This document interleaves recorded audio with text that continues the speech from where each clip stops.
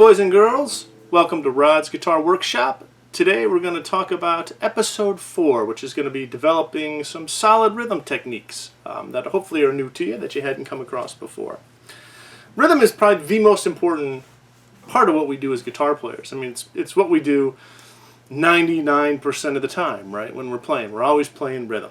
We like to put categories of rhythm playing or lead playing. Really, it's all rhythm.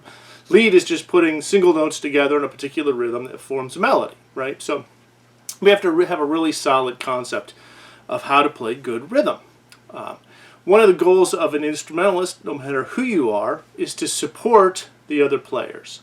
So if I'm playing guitar with a singer, I want to play a rhythm that makes that singer feel so confident that all they have to do is worry about singing. If I'm playing behind a lead player who's taking a solo or whatever, I want to make the environment so great for them that they can just totally forget about everything and just focus on what they're doing and play their best. And if you can do that and you have really good solid rhythm, people are going to really want to play with you all the time because you'd be a lot of fun to work with. Now, unfortunately, most of us don't have good rhythm by nature, so we have to develop it. And there's lots of different ways you can do that. Metronomes, drum machines, all that kind of stuff help. But one of the ways is to just really develop your inner clock so that you can kind of feel where the groove is. We've all seen people who try and tap their foot and play, and their foot's going all out of from wherever they're actually the beat actually is, because it's following what they're doing. So we want to try and talk about rhythm in a way that allows us to put together lots of cool stuff based on a very simple technique. So when we tend to think about rhythm, we tend to think of quarter notes, right? Which is 1, 2, 3, 4. 1, 2, 3, 4. If we were in 4/4 time. Now, I like to think in terms of eighth notes, which would be 1 and 2 and 3 and 4 and 1 and 2 and 3 and 4 and, because I found that all the cool rhythms that I like to play are kind of based around that pulse. Okay? Let me give you an example. So if I just took a very simple, you know what, I'm not even going to play a chord, I'm just going to grab the strings, not pressing down, just so I have a rhythm. So at this point, you know, it's basically a drum, right? So anything that I could play on a drum, a snare drum, I can play with my pick.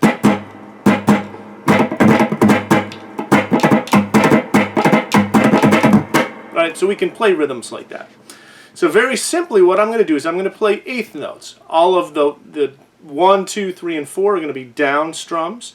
The ands are going to be up strums. So it's going to be 1 and 2 and 3 and 4 and 1 and 2 and 3 and 4 and, okay? Now I'm going to build that speed up. So I'm going to go, right? Now right here, I don't really have any life to that, do I? It's mechanical, but it doesn't really have any life to it. So watch what happens when I put an accent in. And all an accent is I'm going to hit a little harder in a certain place to make a groove. Okay, so I'm going to go. And now I kind of have that train effect, right?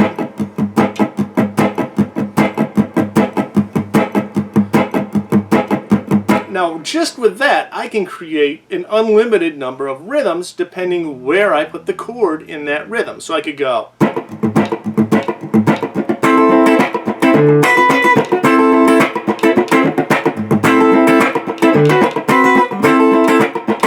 And all I'm doing is sticking a chord in. This rhythm never changes.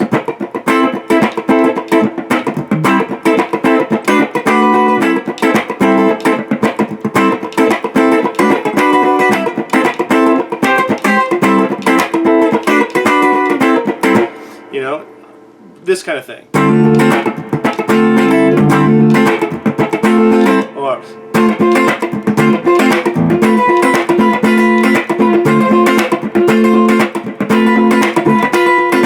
and there's tons of songs. That technique probably sounds familiar to you on some song that's going to pop in your head. Because it's pretty identifiable, but I can play an unlimited number of rhythms just with that one right hand technique, okay? And it's a lot of fun to play that.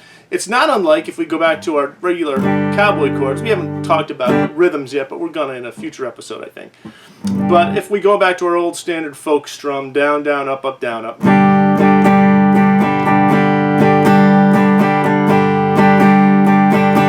my right hand's doing the same thing. I'm just missing some of the upstrokes to create that rhythm. So we're just kind of creating that rhythm around that right hand.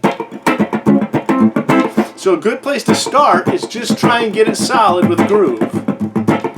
And then pick whatever chord you want. You could pick an, I'd do like a bar chord or something so that you can actually mute all the strings. But I'm just going to pick an A chord. And I would just go until I can kind of get this groove going. And then I go, let's see.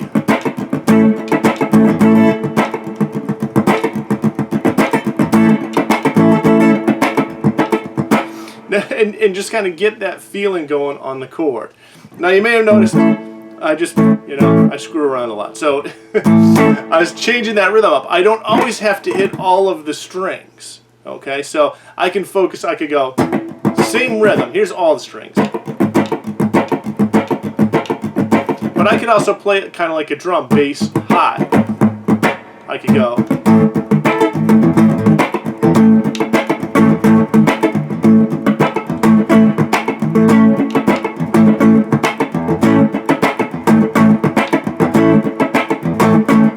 So still, the same right hand, I'm just being choosy about what I hit. I don't have to play all 6 strings all the time. So it's a really great way to work it out. If you do have the luxury of a drum machine or something that'll play beats, there's great free software for your phones. Loops, L-O-O-P-Z is what it is. It's free. And it'll play a bunch of drum patterns for you. It's fun just to pick different drum pattern styles and then try and play a groove that fits with those styles.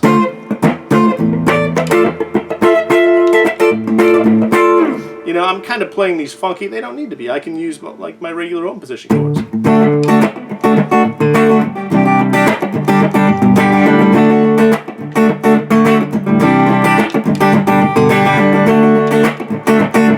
Now you'll notice what I'm doing there is I'm bouncing the chord. Okay, so and you'll notice I use my thumb a lot to mute strings. So like I can actually don't have to worry about not playing the 2 lower strings of the D chord because my thumb is wrapped around muting them out. But I can just bounce that chord. Go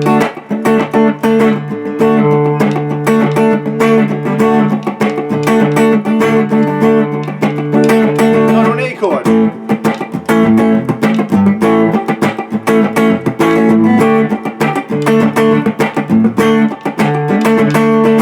So it can be used in rock and roll. It doesn't have to, always be funky. It can be used in other ways of playing as well. Which is kind of cool. You can use the same concept with single notes in your lead lines too. I'll use it a lot with octaves, so I might go.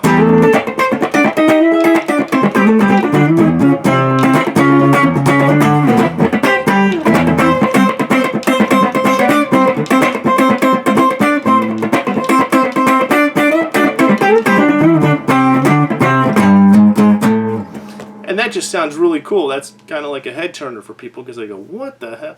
Because they're not used to hearing that. Okay, so it's a unique sound. I could do single notes.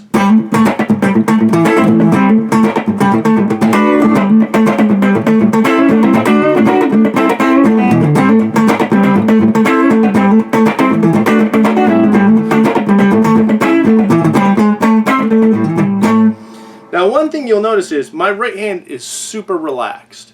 Even if I'm just doing this. I'm not rigid. My wrist is really loose. And I'm just kind of finding a nice relaxed position to make it happen. So I'd get some beats out somewhere, find some beats on the internet or on your phone or even a metronome, and find a solid groove going, and then just try and get that muted rhythm in there. Wherever you kind of feel it. Your accents might be in different spots, depending on what your rhythm is doing. And then just pick one chord, whatever chord you're comfortable playing. We all have our favorites, doesn't matter what they are, and try and lay the chord in.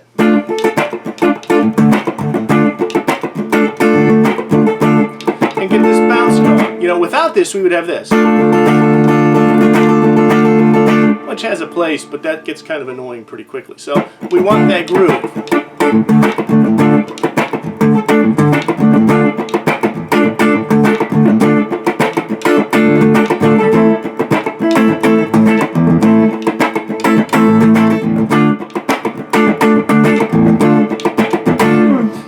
Creating those kind of rhythms can be a lot of fun, and it can kind of take you in a new direction. And I found that they really inspire drummers and other people that you're playing with just because they're different. You know, when you have that funky rhythm, when you actually have some percussiveness going, that at the same time is kind of leaving space, right? Because this isn't in your face. You're hearing this, perceiving it as a percussive element, but it's not like you have a chord blasting in your face or it's taking up a lot of space. So it can be really fun to play along with. So I hope that was fun. Mess with it and see if you can incorporate that into your style and work on some of the songs you already know. Tighten them up that way and try to come up with some cool rhythms for stuff.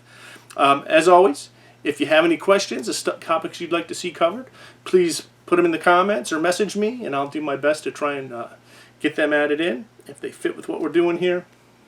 If you like this and you're getting something from it, please subscribe and hit the like button. I would appreciate that as well. Thanks so much. See you in the next video.